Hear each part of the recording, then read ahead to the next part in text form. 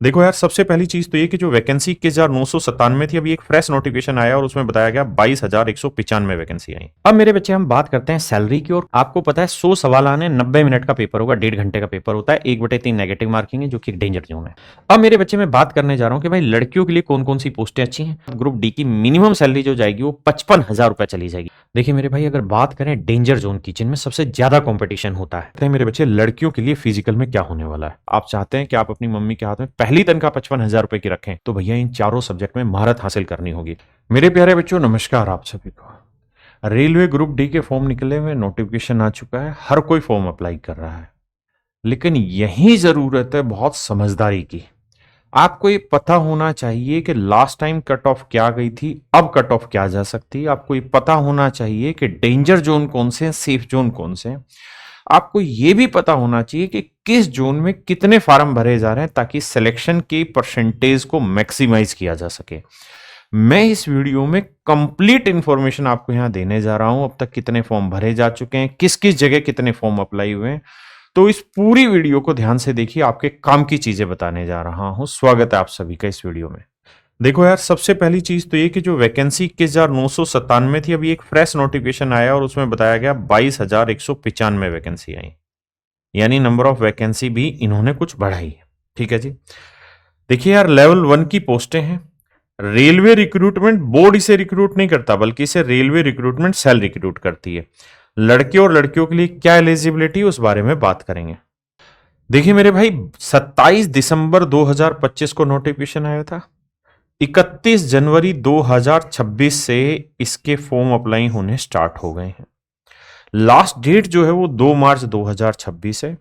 और 5 मार्च से 14 मार्च के बीच में अगर कोई फॉर्म में दिक्कत हो गई है तो आपकी करेक्शन विंडो भी ओपन हो जाएगी।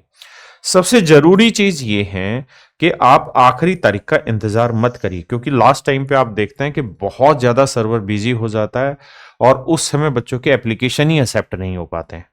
मेरे बच्चे, अगर मैं योग्यता की बात करने लगूं तो एजुकेशन क्वालिफिकेशन 10th पास चाहिए, या फिर किसी बच्चे ने आईटीआई किया हुआ है 10वीं पास, या आईटीआई वाले सभी आवेदन इसमें कर सकते हैं।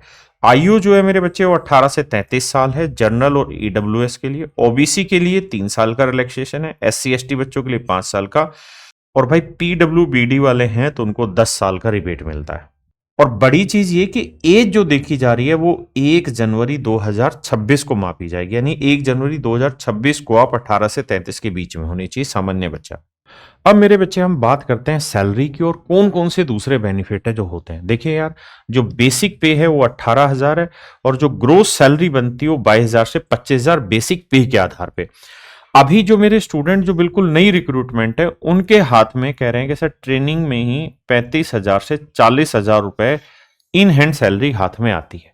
यानी आप ये कह सकते हैं कि 35,000 रुपए आपकी पहली तनख्वाह होगी। दूसरी चीज, आपको पता है कि 8th पे कमीशन सरकार ने बना लिया है, और बहुत जल्द 8th पे कमीशन की रिकमेंडेशन लागू होने वाली है। अगर 8th पे कमीशन की रिकमेंडेशन जैसे ही मुझे लगता है कि इस साल में अगस्त में लागू हो जाएंगी, तो आप देखेंगे कि मेरे दोस्तों 8वां पे कमीशन लागू होने के बाद ग्रुप डी की मिनिमम सैलरी जो जाएगी वो 55,000 रुपए चली जाएगी। यानी 55,000 रुपए मिनिमम सैलरी चली जाएगी।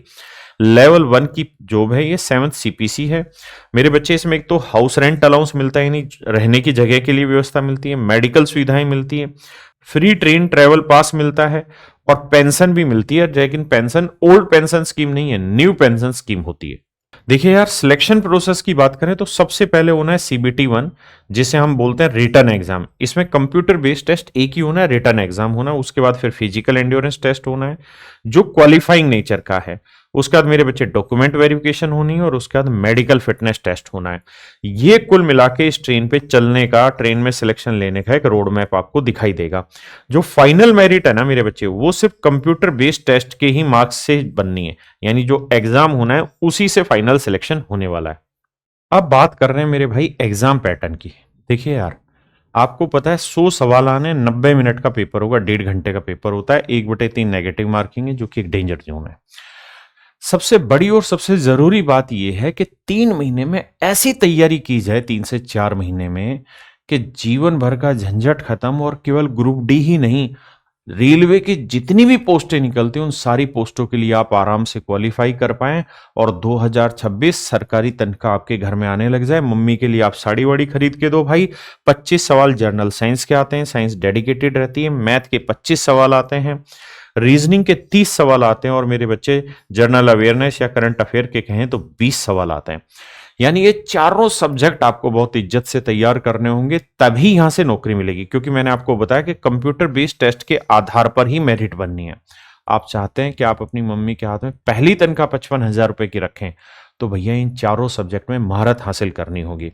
देखिए, पढ़ आप कहीं से भी सकते हैं। मैं आपको एक सजेशन दे रहा हूं, कैरियरविल ऐप पर हम एक रेलवे फाउंडेशन बैच चलाते हैं। ये रेलवे फाउंडेशन बैच जो है, ये सभी बैचों के लिए। इसमें आप ग्रुप डी की तैयारी करने वाले हो, एनटीपीसी की, एएलपी की, टेक्नीशियन की, आरपीएफ कांस्टेबल, एसआई, एक बार तैयारी करिए और जीवन भर के लिए निश्चिंत हो जाइए। भाई मैथ में खुद पढ़ाने लग रहा हूं और लाइव पढ़ाने लग रहा हूं। मैथ में ही अभिनय सर की वीओडी मिल रही है और पवन सर भी यहां पे लाइव पढ़ाने लग रहे हैं। यानी 3-3 टीचर मिल रहे हैं, मैं खुद लाइव पढ़ा रहा हूं, तो आपको भटकने की जरूरत ही नहीं है। रीजनिंग में मेरे बच्चे भरत सर लाइव पढ़ा रहे हैं, अरुण सर का रिकॉर्डेड बैच मिल जा रहा है और पीयूष वार्ष्णे सर का भी आपको रिकॉर्डेड बैच दे दे रहे हैं। जबकि इनके वीओडी बैचेस की अलग अलग फीस ही 999 रुपए होती है। अभिनय सर का वीओडी 999, पीयूष सर का वीओडी 999, लेकिन हम यहाँ रेलवे फाउंडेशन में कंप्लीट आपको वीओडी दे दे रहे हैं। साइंस की बात करें तो मेरे बच्चे पूरी की पूरी टीम है। कंप्यूटर में यतेंद्र सर है, पॉलिटी में शिवान सर भी और अभिषेक सर भी हैं। करंट अफेयर जिसका सबसे बड़ा रोल है जयश्री मैम। सबसे ज्यादा व्यू आज के टाइम में करंट अफेयर पे यूट्यूब पे इन्हीं की वीडियोस पे आ रहे हैं। मेरे बच्चे ज्योग्राफी में 2 टीचर है, हिस्ट्री में 2 टीचर है, इकोनॉमिक्स है, स्टैटिक जीके, और मात्र फीस है 999 रुपए। और 999 रुपए में केवल एक ही बैच नहीं मिल रहा है, आपको रेलवे प्रैक्टिस बैच मिल रहा है जो बिल्कुल फ्री ऑफ कॉस्ट है, जिसमें मैथ की प्रैक्टिस लाइव मैं करा रहा हूं, अभिनय सर करा रहे हैं और अलग अलग सब्जेक्ट एक्सपर्ट करा रहे हैं। और इसी में बिल्कुल फ्री आपको मेरे बच्चे रेलवे रिवीजन बैच मिल रहे हैं। यानी 999 रुपए में आपको 3 बैचेस मेरे बच्चे साथ साथ मिलने लग रहे हैं। ये इकलौता ऐसा रेलवे फाउंडेशन बैच है जिसके थ्रू आपकी हर समस्या का समाधान हो जाता है। और इससे भी बड़ी चीज, मेरे बच्चे लाइव मॉक टेस्ट आपको मिलते हैं, यानी ऑनलाइन मॉक टेस्ट होते हैं। सेक्शनल मॉक टेस्ट भी अवेलेबल है, चैप्टर वाइज मॉक टेस्ट भी अवेलेबल है। क्लास में मतलब जो टीचर पढ़ा रहा है, तो जो क्लास, मान लीजिए प्रॉफिट एंड लॉस हम पढ़ रहे हो, प्रॉफिट एंड लॉस में आज आपने तीसरी टाइप पढ़ी, तो उस तीसरी टाइप के भी सेक्शनल टेस्ट आपको देखने को मिलेंगे, तो मजा आ जाएगा। और कंप्लीट भी, यानी पूरे का पूरा रेलवे का कंप्लीट मॉक टेस्ट भी आपको देखने को मिलेगा। और इन मॉक टेस्ट का लाइव डिस्कशन मैथ में मैं ही करा रहा हूं मेरे प्यारे बच्चों। आंख बंद करके यहां कंप्लीट तैयारी समझ सकते हैं। अब बात करते हैं मेरे बच्चे लड़कियों के लिए फिजिकल में क्या होने वाला है। पहली बात तो आपको ये समझना होगा कि फिजिकल क्वालिफाइंग नेचर का है ना। और पहला टास्क ये होगा कि हर एक मेरी बेटी को वेट लिफ्ट करना होगा 20 किलो और 100 मीटर की दूरी तय करनी होगी 2 मिनट में, लेकिन वजन गिरना नहीं चाहिए। दूसरा टास्क है कि रनिंग करनी होगी आपको 1000 मीटर, यानी 1 किलोमीटर की 5 मिनट 40 सेकंड में आपको रनिंग करनी होगी। अगर आप अपनी तैयारी के साथ साथ थोड़ा थोड़ा फिजिकल वर्कआउट करते रहेंगे तो ये आसानी से क्रैक किया जाता है। बहुत सारी बच्चियों ने किया है। वहीं मेरे बच्चे पुरुषों की अगर मैं बात करूं, लड़कों की बात करें तो भाई 35 किलो वजन 100 मीटर लेके जाना है 2 मिनट में, और weight should not touch the ground, weight नीचे नहीं गिरना चाहिए। दूसरा टास्क सेकंड जो आता है उसमें 1000 मीटर की रेस है 4 मिनट 15 सेकंड। पुरुषों को 4 मिनट 15 सेकंड में भागना है, जबकि लड़कियों को 5 मिनट 40 सेकंड में भागना है। अब मेरे बच्चे हम बात करते हैं कि कौन कौन सी ग्रुप डी में वैकेंसी आती है। देखिए, सबसे ज्यादा वैकेंसी जिस पोस्ट की होती है उसे हम बोलते हैं ट्रैक मेंटेनर ग्रेड 4। देखिए, आप जब रेल में घूमते होंगे तो आप देखते होंगे कि ट्रेन के ऊपर एक गाड़ी चल रही होती है जिसमें लोग मतलब बैठे होते हैं 4-5 लोग, और वो धीरे धीरे ट्रैक को देखते रहते हैं सेक्शन इंजीनियर के साथ। तो वो होता है ट्रैक मेंटेनर की जॉब। ट्रैक मेंटेनर की जॉब जो है ये डिपार्टमेंट होता है इंजीनियरिंग डिपार्टमेंट। लड़के और लड़कियां दोनों अप्लाई कर सकते हैं। मेडिकल स्टैंडर्ड A2 और B1 चाहिए, इसके बारे में भी बताता हूं। वर्क प्रोफाइल ये है मेरे भाई कि एक तो आपको आम पब्लिक से डीलिंग नहीं करनी, ट्रैक की देखभाल और मरम्मत करनी है, पेट्रोलिंग ड्यूटी ऑन ट्रैक्स रहती है, और ये प्योरली आउटडोर जॉब्स रहती है। लेकिन अब अगर आप देखेंगे ना, तो जिस तरीके से रेलवे अपलिफ्ट होने लग रहा है, जैसे वो टेक्नोलॉजी एक्सेप्ट करने लग रहे हैं, तो अब ये जो जॉब है ये भी उतनी डिफिकल्ट नहीं दिखेगी जितनी पहले थी। अब ये जॉब भी टेक्नोलॉजी यूज करके होने लग रही है। मतलब अब काम करने के लिए जो परिस्थितियां वो पहले से बहुत बेहतर हो गई हैं। दूसरी जो पोस्ट है मेरे बच्चे वो है हेल्पर या असिस्टेंट इलेक्ट्रिकल। देखिए यार, ये इलेक्ट्रिकल डिपार्टमेंट की रहती है। B1 B2 का मेडिकल स्टैंडर्ड चाहिए होता है। वर्क प्रोफाइल ये है कि ट्रेन की लाइटिंग, पंखे, एसी मेंटेनेंस ये करना होता है। Power car and electric loco side work करना होता है। पोस्टिंग जो होती है वो हमेशा ही वर्कशॉप या स्टेशन पे होती है। मतलब ऐसा नहीं है कि पूरे दिन इधर उधर, आप या तो वर्कशॉप में होगी या फिर स्टेशन पे आपकी पोस्टिंग होगी। ऐसी तीसरी पोस्ट जो होती है वो हेल्पर या असिस्टेंट मैकेनिकल होती है मेरे बच्चे। इसमें क्या रहता है, मैकेनिकल डिपार्टमेंट रहता है जिसमें कैरेज और वैगन यानी डब्बे और जो इंजन रहता है उसकी देखभाल का काम होता है। B1 मेडिकल स्टैंडर्ड चाहिए। इनकी जो ड्यूटी रहती है वो ट्रेन कोचेज में और इंजन की मरम्मत करने में रहती है। वर्कशॉप में हेल्पर का काम होता है। डीजल सेट कैरेज मेंटेनेंस का काम इनका होता है। अब आते हैं मेरे दोस्त चौथी पोस्ट पे, हेल्पर या असिस्टेंट इंजीनियरिंग डिपार्टमेंट में।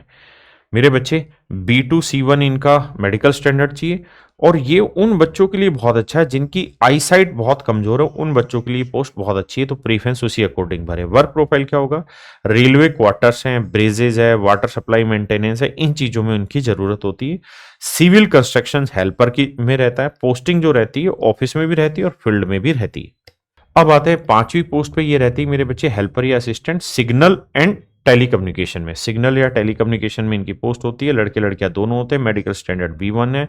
वर्क प्रोफाइल में मेरे बच्चे जो सिग्नल होते हैं, है ना, उनकी मेंटेनेंस और रिपेयरिंग है। इलेक्ट्रिक सिस्टम सपोर्ट होता है। पोस्टिंग जो रहती है मोस्टली स्टेशन पर या फिर कंट्रोल रूम में रहती है। अब आते हैं पोस्ट 6, ये होती है मेरे बच्चे असिस्टेंट पॉइंट्समैन ट्रैफिक की। देखिए ये अच्छी जॉब होती है। इस जॉब में क्या रहता है कि ट्रैफिक ऑपरेशंस को देखना होता है। A2 मेडिकल स्टैंडर्ड चाहिए। ये स्ट्रिक्ट विजन रिक्वायर्ड चाहिए, यानी आंखों की रोशनी प्रॉपर होनी चाहिए। जो आपने देखा होगा ना, ट्रेन की मूवमेंट करना, पटरियां बदलना, जो बहुत सारे काम होते हैं ये ऑपरेशनल से ये करते हैं। ट्रेन मूवमेंट कंट्रोल करते हैं, ऑपरेटिंग पॉइंट्स और स्विच करते हैं, वैगन को कनेक्ट और डिस्कनेक्ट करते हैं इंजन के साथ। अब मेरे बच्चे मैं बात करने जा रहा हूं कि भाई लड़कियों के लिए कौन कौन सी पोस्टें अच्छी हैं। तो सबसे पहले आप डालिए हॉस्पिटल अटेंडेंस। ये सबसे बेस्ट है क्योंकि एक फिक्स ड्यूटी रहती है, एक फिक्स एनवायरनमेंट में आपको काम करना होता है लड़कियों को। दूसरे नंबर पर आप डाल सकते हैं हेल्पर सिग्नल एंड टेलीकम्युनिकेशन, और दूसरा डाल सकते हैं इलेक्ट्रिकल पे। और तीसरी जो पोस्ट है वो पॉइंट्समैन है। अगर आपका विजन A2 है तो ये पोस्ट भी अच्छी है। तो मेरे हिसाब से लड़कियों को इस सीक्वेंस में अपनी प्रीफरेंस रखनी चाहिए पोस्ट की। देखिए यार, सक्सेस पानी तो उसका मंत्र क्या होगा, सबसे पहले अपना मेडिकल स्टैंडर्ड खुद चेक कर ले, है ना, और उसके हिसाब से पोस्ट प्रीफरेंस भरे। दूसरा, रीजनिंग और साइंस पे सबसे ज्यादा फोकस करें क्योंकि सबसे बड़ा पोर्शन इन्हीं का आता है। फॉर्म भरते समय बिल्कुल भी गलती नहीं होनी चाहिए, नहीं तो फॉर्म रिजेक्ट हो सकता है। और मेरे भाई हमारा खुद का टेलीग्राम चैनल है जहाँ छोटी छोटी इन्फॉर्मेशन आपको मिलती है और बहुत सारी PDF हम प्रोवाइड कराते हैं कंटेंट से रिलेटेड। तो इसी वीडियो के डिस्क्रिप्शन में चैनल का लिंक दे रखा है, उसको जाके जरूर सब्सक्राइब करें। देखिए यार, जब आप फॉर्म भरेंगे तो कौन कौन से डॉक्यूमेंट रिक्वायर्ड है। सबसे पहले passport size photo high clarity के साथ, डिजिटल सिग्नेचर होनी चाहिए, 10th की सर्टिफिकेट या marksheet, date of birth proof के साथ हो, आधार कार्ड ID प्रूफ के रूप में, क्लास 12 सर्टिफिकेट अगर एप्लीकेबल है तो, कास्ट सर्टिफिकेट है, PWBD सर्टिफिकेट है अगर एप्लीकेबल है, इनकम सर्टिफिकेट अगर वीकर सेक्शन में आप भर रहे हैं, नॉन क्रीमी लेयर सर्टिफिकेट अगर आप OBC से भर रहे हैं, और अदर कैटेगरी प्रूफ जैसे एक्स सर्विसमैन, अप्रेंटिस वगैरह, तो उसका प्रूफ आपको देना होगा। और देखिए यार, ये इनकम सर्टिफिकेट क्यों जरूरी है इसका भी कारण बताता हूं, क्योंकि आपको जो फीस पे करनी है ना वो इन्हीं चीजों के आधार पर पे करनी है। आगे मैं समझाता हूं इन सब चीजों को। सारी कॉपियों को स्कैन कर ले करेक्ट साइज और फॉर्मेट में, और फिर अपलोड करना होता है मेरे भाई। देखो यार, टोटल वैकेंसी जो है 22,195 हो गई। मैंने कहा कि बढ़ गई और आगे भी इनकी संभावना है बढ़े। अब मेजर जोन कौन कौन से हैं जिनमें ये वैकेंसी है। देखिए यार, नॉर्दर्न रेलवे में सबसे ज्यादा है, फिर वेस्टर्न रेलवे, फिर सेंट्रल रेलवे, फिर ईस्टर्न रेलवे, और फिर साउथर्न सेंट्रल रेलवे, और फिर साउथर्न ईस्टर्न रेलवे। ये वो जोन है जिनमें ये वैकेंसीज हैं।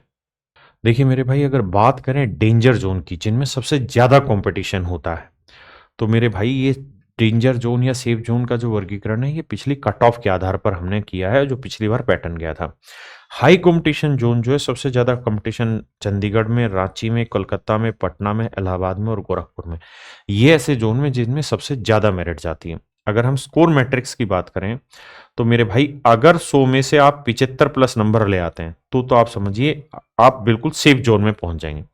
लेकिन अगर 70 से 74 के बीच में रहते हैं तो रिस्की है और बॉर्डर लाइन है, और अगर 70 से नीचे लाते हैं तो बहुत कम चांसेस है फिर सिलेक्शन लेने का।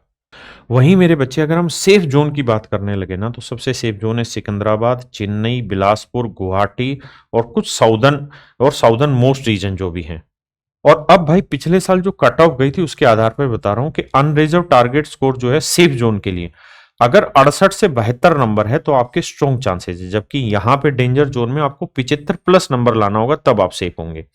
तो 68 से 72 में आप यहाँ सेफ स्कोर है, 62 से 67 में मॉडरेट चांसेस है, लेकिन अगर 62 से भी कम स्कोर है तो बहुत रिस्की है।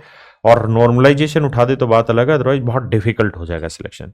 देखो मेरे दोस्त, अगर मैं ये कहूं कि कैटेगरी वाइज बात करें बिल्कुल सेफ टारगेट स्कोर की, तो देखिए अगर आप जर्नल कैंडिडेट हैं तो 68 से 75 के बीच में आपका सेफ स्कोर होगा, लेकिन अगर बिल्कुल सेफ होना चाहते हैं तो आपको 75 प्लस की तैयारी करके चलनी होगी।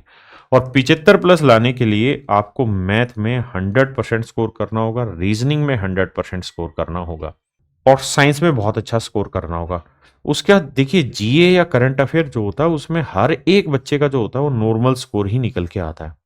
यानी ये वो 4 सब्जेक्ट हम कह सकते हैं, मतलब 3 सब्जेक्ट मैथ, रीजनिंग और साइंस। मतलब मैथ रीजनिंग का तो मैं स्पष्ट रूप से कह सकता हूँ कि यार यहाँ आप 100% स्कोर कर सकते हैं।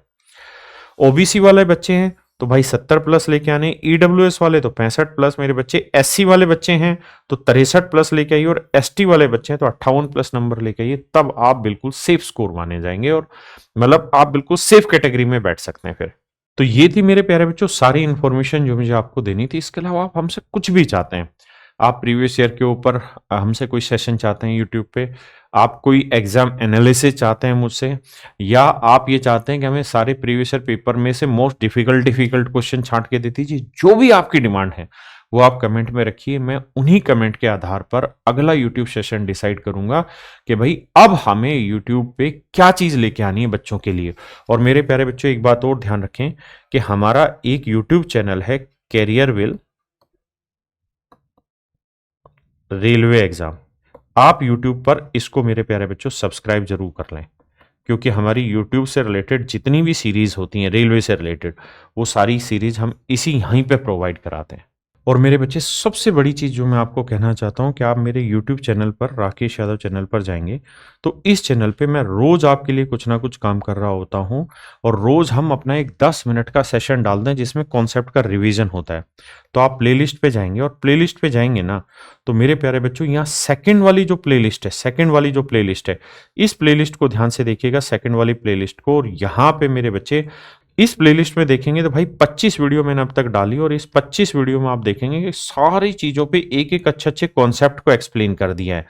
जो रेलवे में आए हुए सवाल हैं, एसएससी में, किसी भी एग्जाम में जो ठीक ठीक से सवाल आए हुए हैं वो भी मैंने उठाए हैं और पूरे कॉन्सेप्ट को भी रिवाइज किया है। तो इस प्लेलिस्ट को आप यूज कर सकते हैं as a revision. Thank you मेरे बच्चों।